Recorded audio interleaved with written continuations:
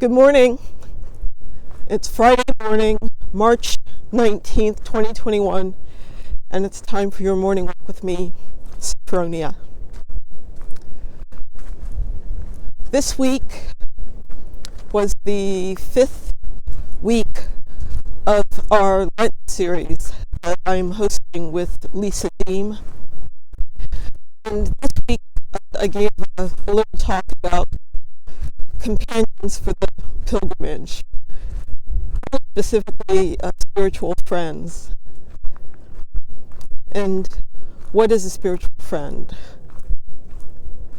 I talked about the book Anam, Cara by John O'Donoghue, and he talks about anam, cara as a soul friend and why they're important to have such friends. And they're very different from our, I don't want to say regular friends because all friends are important, but this is a very different type of friend. This is a friend who knows you at your deepest soulful level.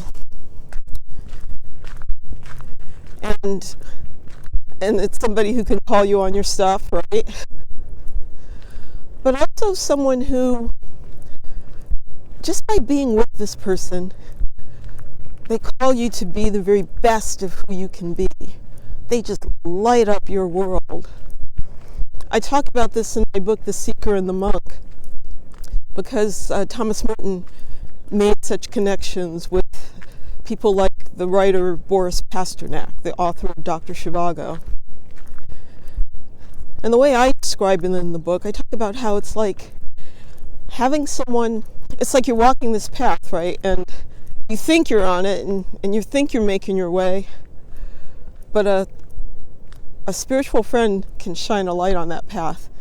And you can see, it's like, oh yeah, I am going in the right direction, I am doing this. So instead of walking tentatively, suddenly you can run. And you're doing things you never thought you could do before. So in our session the other night, we were talking about how do you find such friends, especially when we can't get out and meet people like we could pre-pandemic.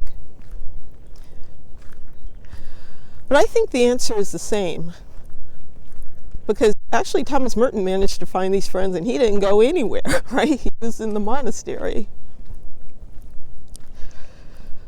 But it seemed to me the answer has to do with being authentic. Just being totally, unabashedly, absolutely you. To just show up in the world believing what you believe, doing what you do, and having your life just be on display in an authentic way.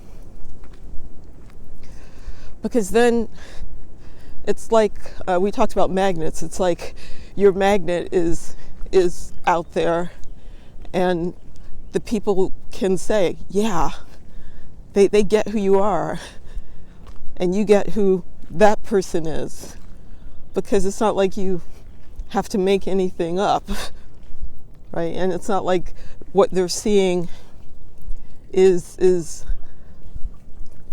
not false, but you know how sometimes we put on these looks for society or at a party. But if you don't have that, if you are just who you are, you're going to find the friends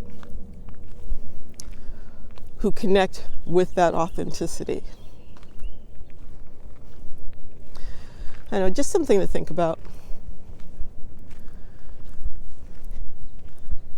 I think I spoke a while back about how the people around us are a reflection of who we are.